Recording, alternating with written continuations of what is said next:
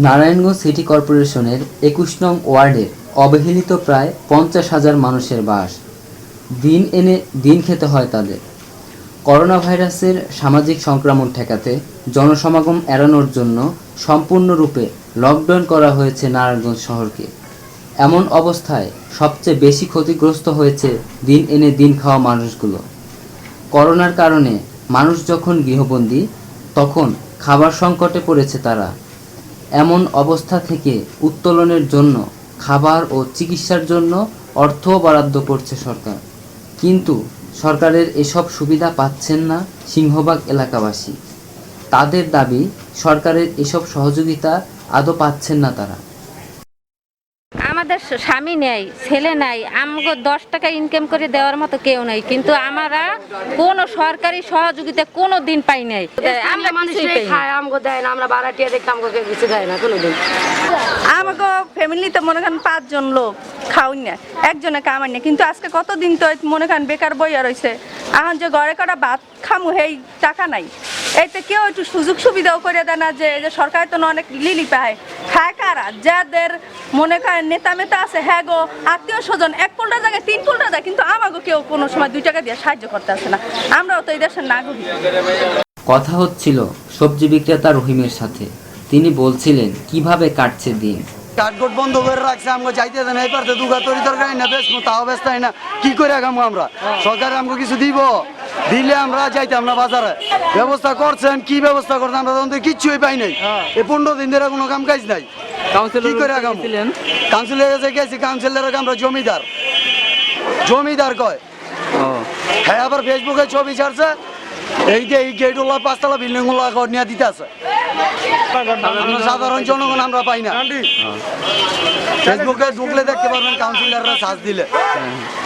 একই অবস্থা আরো হতদরিদ্র দিনমজুর পরিবারগুলোর। যা রোজ পাই তাই দিয়ে খাই, দিন আনি দিন খাই। মিস্ত্রি কাজে তো কাজ কামও নাই, বদ্ধ সবকিছু। অবস্থা খুবই খারাপ। আমার খাওয়া দাওয়া নাই ঘরে, যা চলো এগুলা তো খাইয়া শেষ করছি, এখন আর খামু কই?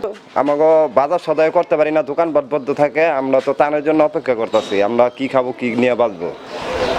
শিশু বাচ্চা ঘরে না খাইয়া মরতে আছে।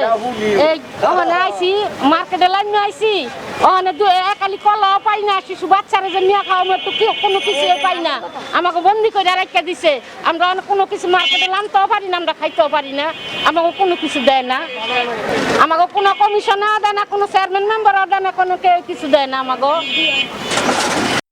21 নং ওয়ার্ড কাউন্সিলর সকলের ভোটার আইডি কার্ডের ফটোকপি নিয়ে ত্রাণ দেওয়ার আশ্বাস দিলেও 21 নং ওয়ার্ডের অনেকেই এখন পর্যন্ত ত্রাণ পাচ্ছেন না বলে অভিযোগ অনেকেরই। তারা বলছে, আমরা কোনো ত্রাণ পাচ্ছি না। যাদেরকে দেওয়া হয়েছে তাদের মধ্যে কাউন্সিলরের নিজস্ব লোকদের মধ্যে বিতরণ করা হয়েছে। আইডি কার্ড দিয়া আমার নাম লেখা নিছে, অন পর্যন্ত রিলিফ আমরা পাইনি। রাইতের 3টা বাজে মুখ চিহ্না মাইসেরে দিয়া গেছে গা, আমাকে কোনো খবর নেই। আমরা গরিব মানুষ, রিক্সা চালায়া খাই, আমরা কিছু করতে পারি। রিক্সা বন্ধ, চলতে কষ্ট।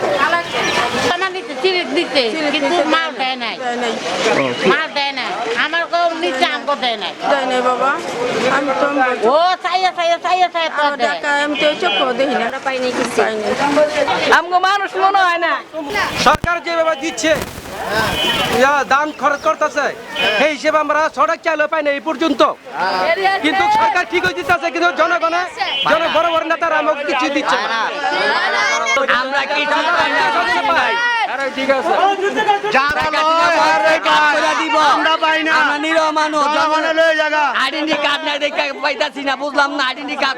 সরকার দিবই, আমরা তো দেশের নাগরিক। এমন তো না যে আমরা নাগরিক না দেশের, আমরা তো দেশের নাগরিক। আমরা চাই প্রধানমন্ত্রীতে আমাদের আইডেন্টি কার্ড না দেখা আমরা কিচ্ছু পাইতাছি না। আমরা কেন পাবো না? আমাদের তো জন্মদিন কাগজ আছে, কেন দিবে না?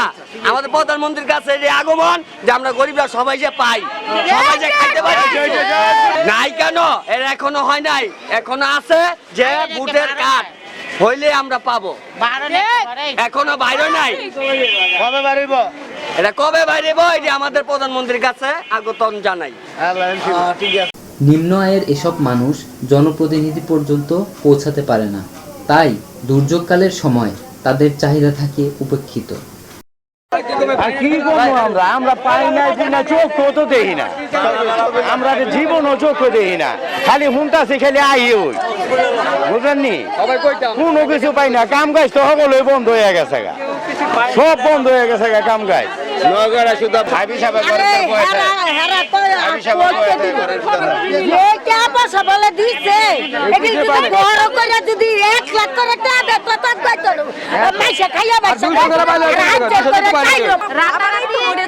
তিনটে বাজে বলে কাগো কাগো দিছে, নেতারা খাগো আত্মীয় স্বজনের 2 পোটলা 3 পোটলা করে দিয়ে গেছে, আমরা কিছুই পাই না।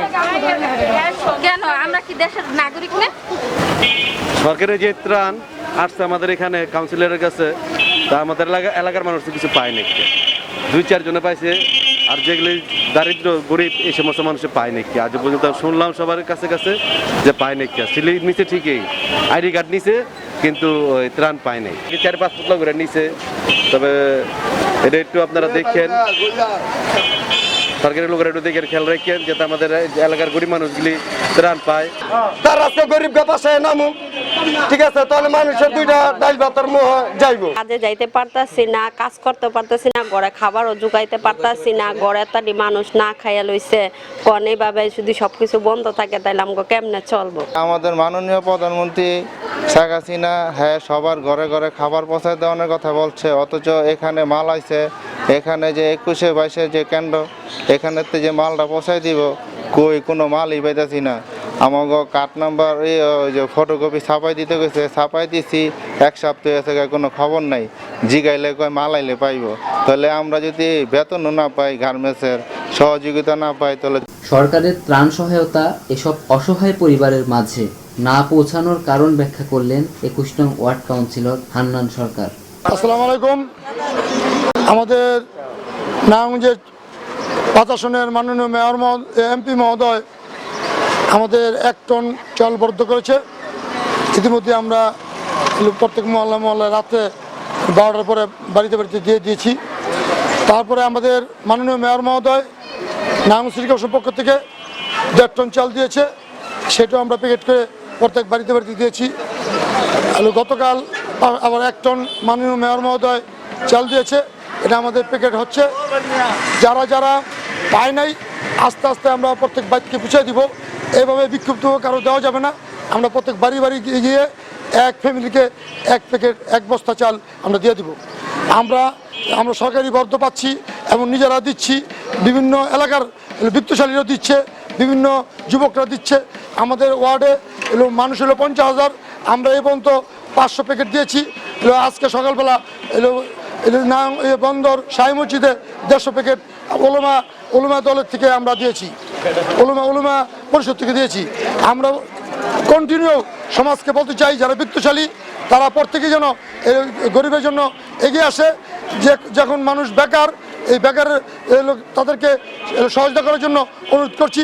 আমরা সরকারি এমপি মহোদয়, মেয়র মহোদয় যতগুলি কার্যক্রম আছে আমরা সঠিকভাবে পালন করছি। আমরা প্রত্যেক ঘরে ঘরে পৌঁছে দিচ্ছি।